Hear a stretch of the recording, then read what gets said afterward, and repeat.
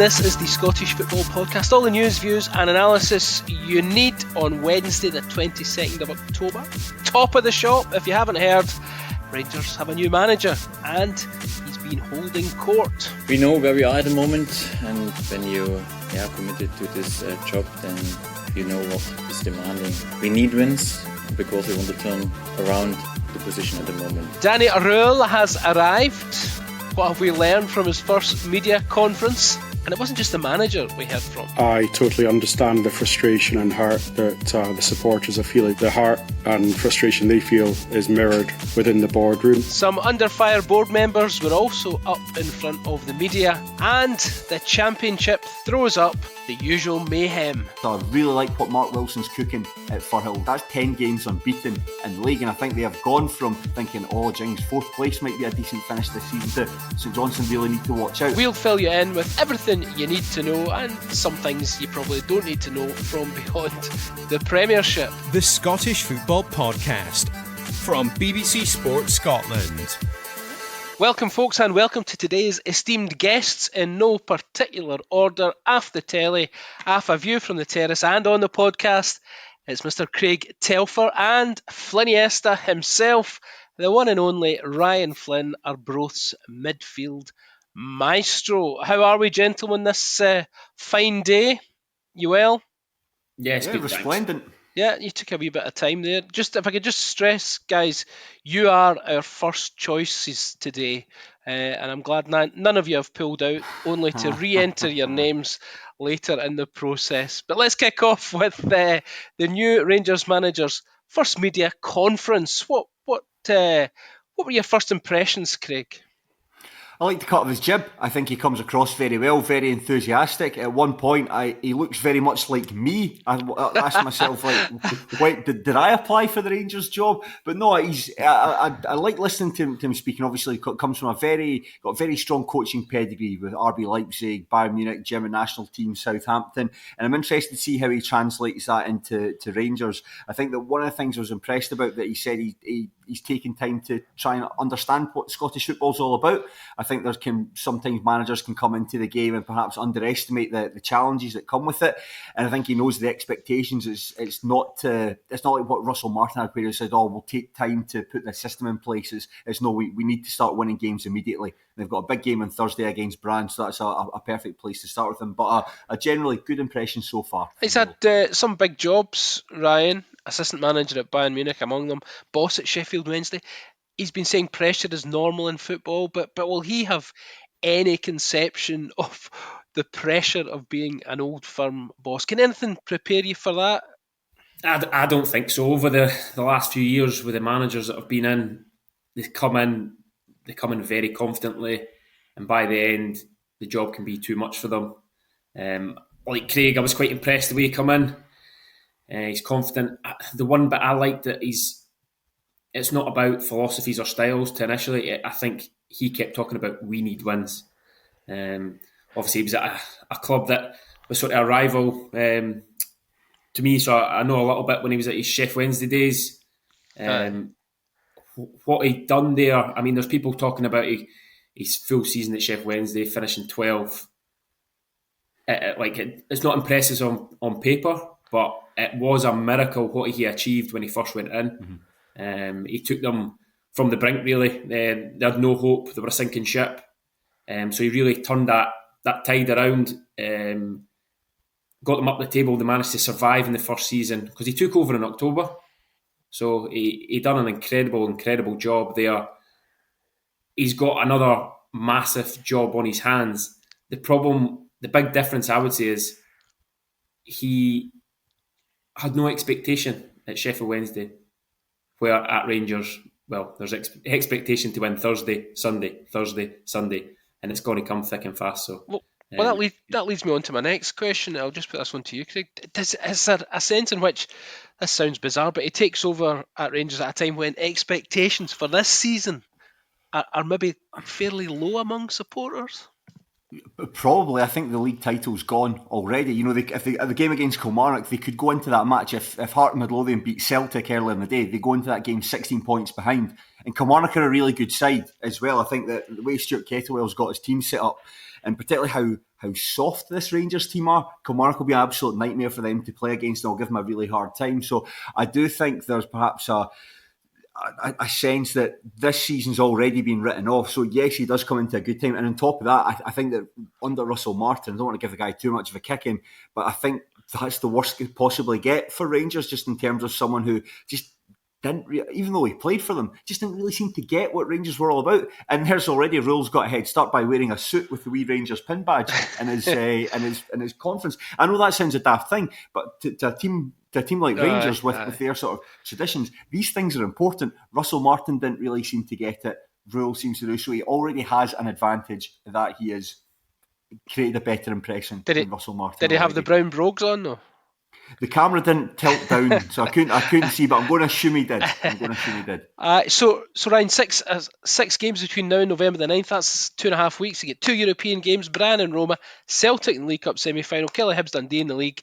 Fans might decide after that time if he's Danny Devine or Danny Dyer, but he's got to hit the ground running. That's what I mean. It's thick and fast. These games that are coming. I mean, I think he might get a little bit of leeway this first one, this first Thursday night against Brann away. Limited time on the training ground, but as soon as it gets to the league, Kilmarnock and Hibs on the Wednesday, I think it is, and then straight into the Old Firm and the League Cup semi-final. I think they're the 3 massive games that he's got no time to work with. He somehow, again, at Sheffield Wednesday, managed to turn around. They were very functional and very spirited performances early on. So I think that's what he'll be looking for. He won't be looking for any philosophies or ways of playing. Initially, I think it'll just be intense, hard-working football and looking for results. And that's what he needs to get fast. And it's unfortunate that you're talking about a manager just stepping into day one. He needs results straight away. He wants to win and win quickly in more ways than one. He spoke yesterday of speeding up the way they play. Ryan, is that achievable quickly? Say in time for that game tomorrow? Yeah, definitely. I think you've obviously seen, I'm sort of thinking of Jurgen Klopp when he first went to Liverpool and the sort of the intensity that he's spoke about Danny Rohl. Jurgen Klopp went in there and he changed their intensity and just they've just run about everywhere. So maybe that's one of the things you'll be looking for, just that hard work to try and get the fans on side. It's a club that's really disjointed. I think you could obviously see for the press conference and the others on that press conference having to deal with the questions that were getting fired away. It's a disjointed club and he's a guy that's just got to galvanise it from top to bottom. Let's move on to that then. Craig, interesting perhaps that Sporting Director Kevin Thelwell and Chief Exec Patrick Stewart also fronted up taking questions. Did you find that unusual, or is this the chairman saying, right folks, this is on you, explain yourselves? I think that's the case. Yeah, I think that Thelwell and Stewart so far they've not really created a particularly good impression. You think of they botched the hiring of Russell Martin. I think he was a hire that I seem to be giving this guy a total kicking. I don't mean to do that, but he wasn't a particularly popular appointment.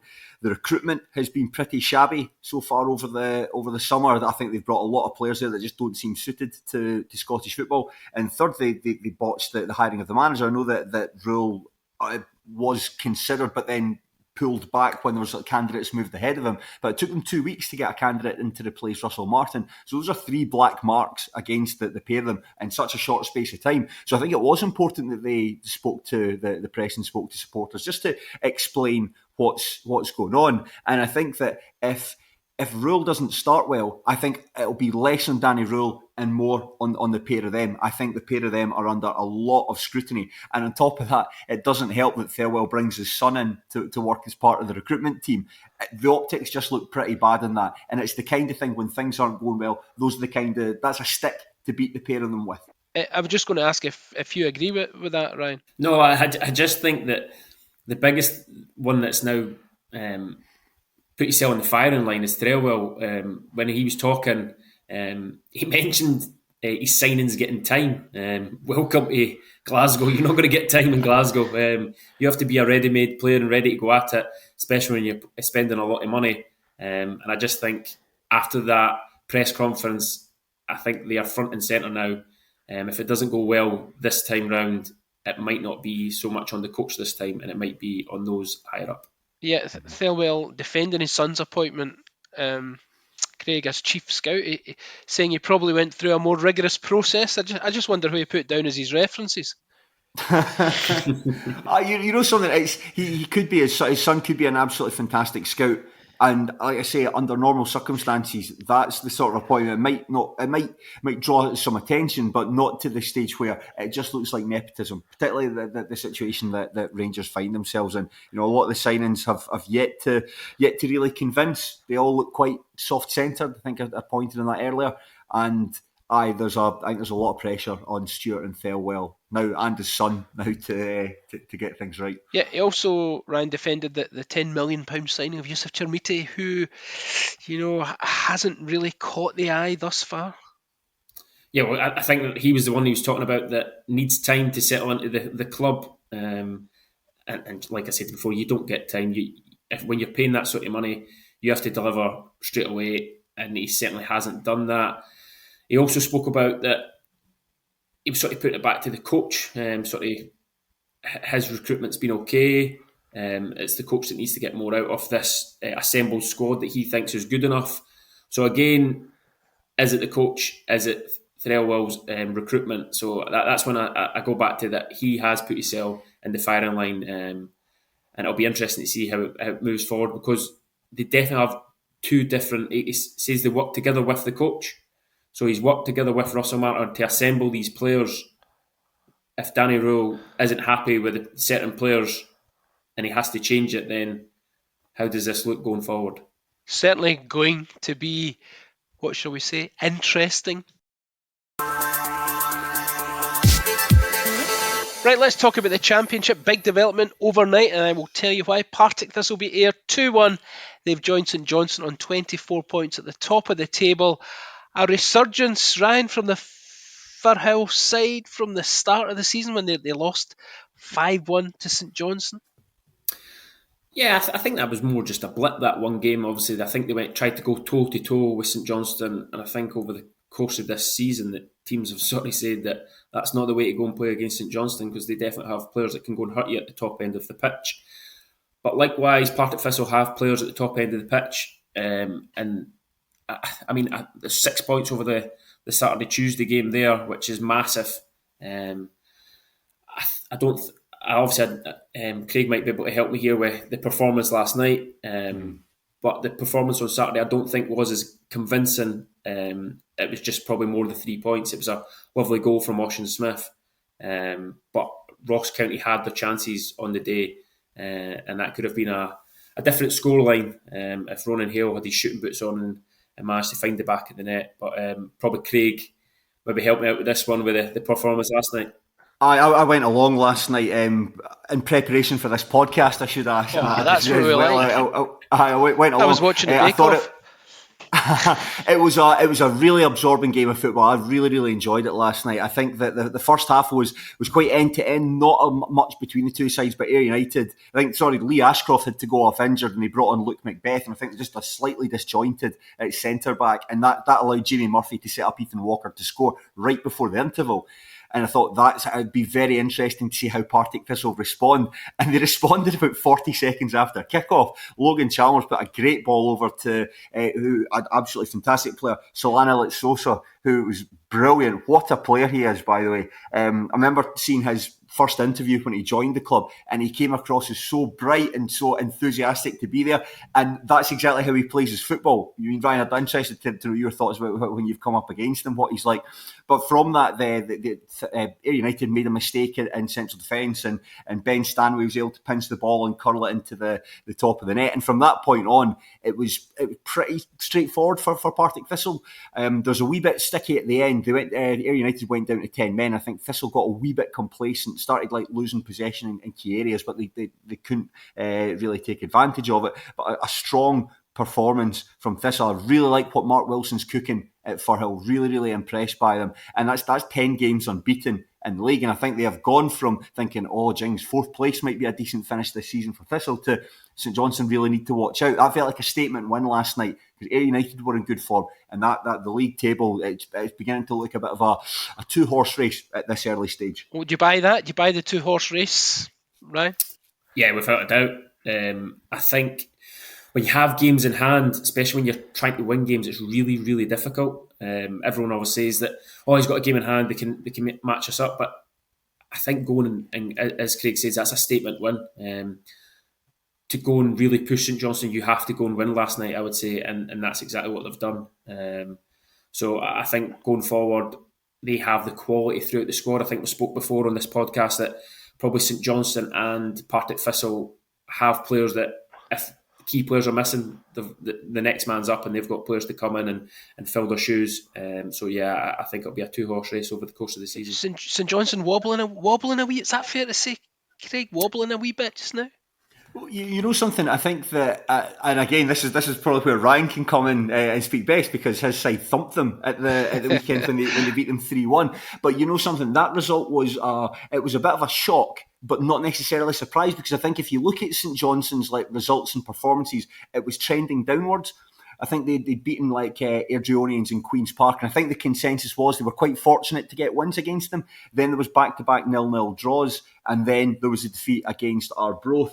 But what I really liked about the Arbroath defeat was Simo Valakari's post-match interview. I think that he spoke very, very well. I think he had a great line there. Football has a short memory, and he said that the St Johnstone team have had a number of challenges over the course of the season, but the response to this is going to be their biggest challenge so far. So the team have had a lot of plaudits for the way they've played, for how they've had that big advantage at the top of the table. But now this match against Greenock Morton that they've got coming up, this is the biggest challenge of the season, to see how they bounce back from defeat, show how resilient they are, and just re-establish themselves as the front runners in the division.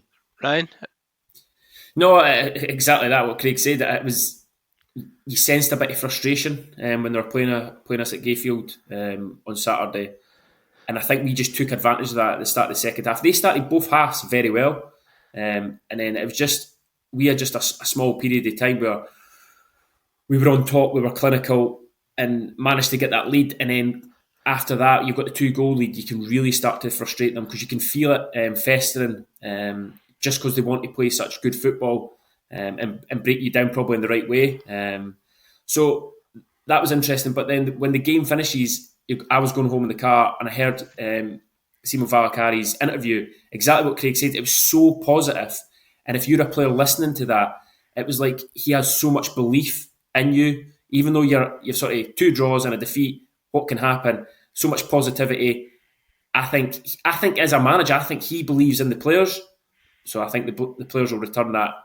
And I think they'll put on a good performance. You probably not want to go down to Capello for the next game, but that's the task that they've got to do. If they want to go and win the league, they have to go down to Capello and produce a performance and get 3 points. Well, you're playing Airdrie at the weekend, Airdrie away. They lost again 4-0 at home to Dunfermline. They're beginning to look a wee bit isolated, cast adrift at the bottom. Yeah, it's obviously difficult for Danny Lennon at the moment. I think we spoke about them not having that game and then having games in hand. It doesn't always work in your favour. We've got at the end there a home defeat to a heavy one to Dunfermline. This season we got beat 5-0. So I think Dunfermline are probably one of the dark horses that probably should have done better this season. So, no 4-0 defeat at home's acceptable, really. And we've obviously got them this Saturday, so they'll be hurting. They'll be looking to bounce back as quick as possible. So there's no easy games in the Scottish Championship.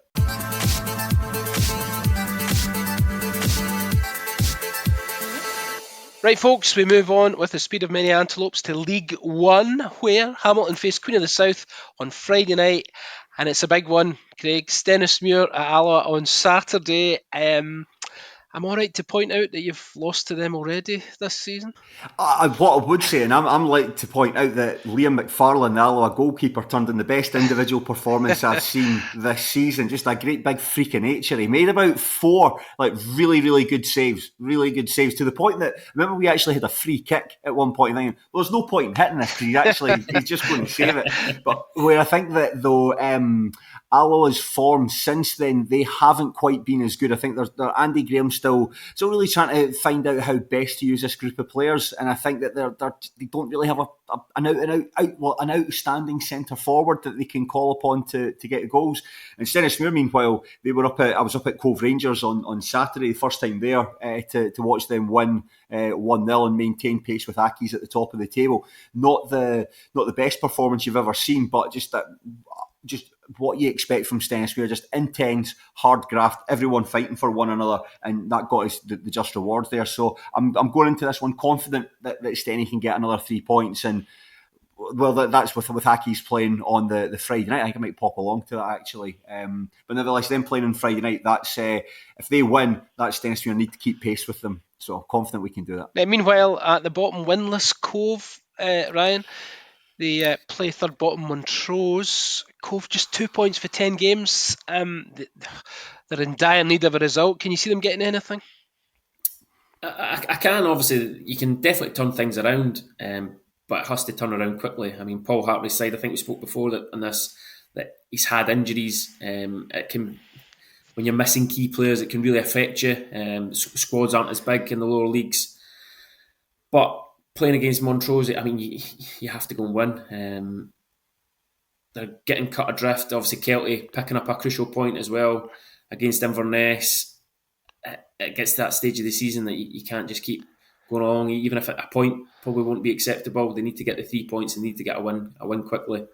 But there's no easy game, especially against Montrose. They make it difficult for you. Maybe not so difficult at the weekend against Hamilton, but they definitely make it more difficult, and they really punish you with set pieces. They're a functional side that can make it real. It can make it a real bitty, hard-working game. It's not sort of free-flowing football. So it'll be an interesting game, one that Cove have to get the 3 points. And it's also sorry, and you come. Sorry, just going to on Cove. Having seen it weekend, they weren't necessarily bad in any way. I think that a draw was the fair result from that game. You just need to look at the big issue. Just look at the goals for column. 5 goals over the course of the season. They've got Mitch Megginson, who's been such an important player for them this season. As Ryan touched on, the small numbers in that team, they can't play him at centre forward. They need to play him almost in central midfield. Just they're moving him away from where he's best. And they've got the boy David Egweabor up front, who's rangy and enthusiastic, but just doesn't have the same quality as him. And young Archie Graham, the Stenny centre-back, pocketed him quite easily. And so it just feels like when things aren't going for you, they're not going for you. Montrose are the side in League One that have conceded the most goals. So it's just, that's the interesting battle. It's a team that have conceded the least goals versus a team that have conceded the most. So it feels like the stoppable force meets the movable object in this one. But it's must win. I don't think that Cove can come away with this anything other than a win at this stage, because they are cut adrift. And we'll just round things off while we look at the Scottish Cup second round this weekend. For Martin versus Buckie, Friday night. That's on the telly, BBC Scotland channel, Friday night from 7:30.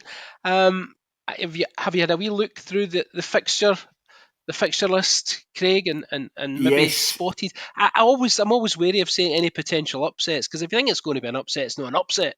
I think the interesting one, there's Camelin are taking on Johnson Borough at Carmuir's Park. I think that's quite an interesting one. There's potential history to be made from this tie.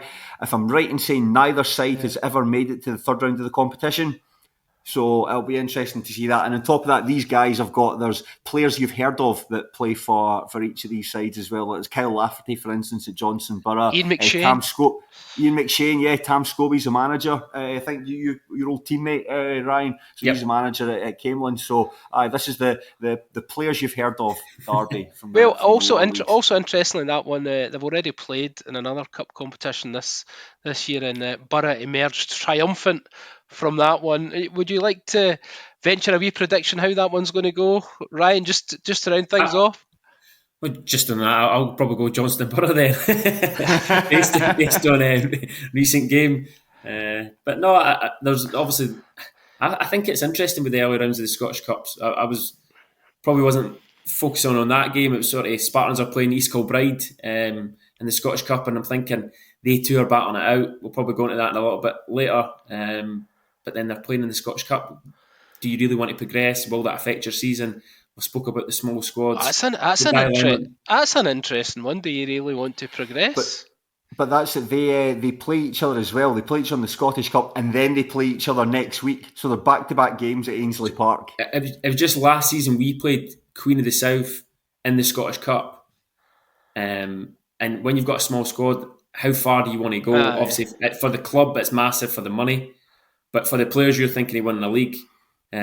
We lost to Queen of the South. Following week, we beat Queen of the South in the league. It sort of balanced out. It works well. We get promoted. So that's probably the way I was sort of looking at it, maybe a cynical way. Well, we'll end on a bit of cynicism. You can't beat it. You've got this punditry game sorted, sussed, when you're ending on cynical notes. But that's all we've got time for today. Many thanks to Craig Telfer from A View from the Terrace and Ryan Flynn. They are both midfield maestro, aka Fliniesta. Remember, we're here with new episodes of the Scottish Football Podcast bright and early every day. So to make sure you don't miss out, subscribe on BBC Sounds and have push notifications turned on in your phone. Take care and have a great day. It's petty, it's ill-informed. Are President Trump's cuts having an adverse effect on research? It's pandemonium. What number's that in the periodic table? PD, number 47. I don't know. I've done the shooting clays before. The longer you do it, the shorter obviously it gets. When Craig said there he'd been shooting the clays, I imagined him out the back line. Somebody's washing, you know. William Shatner, his secretary, contacted me to say, when Bill has a question now and again, can he contact you? And then one time he called me up and he wanted to know, David, what is a photon? I'm thinking, this is incredible. Captain Kirk wants to know what a photon is, you know. I once met a guy who referred to a globe as a ball map. A ball map. Look at the ball map. What we normally do is spin the ball map and we see where we go on holiday. The Off the Ball podcast, available every Monday on BBC Sounds.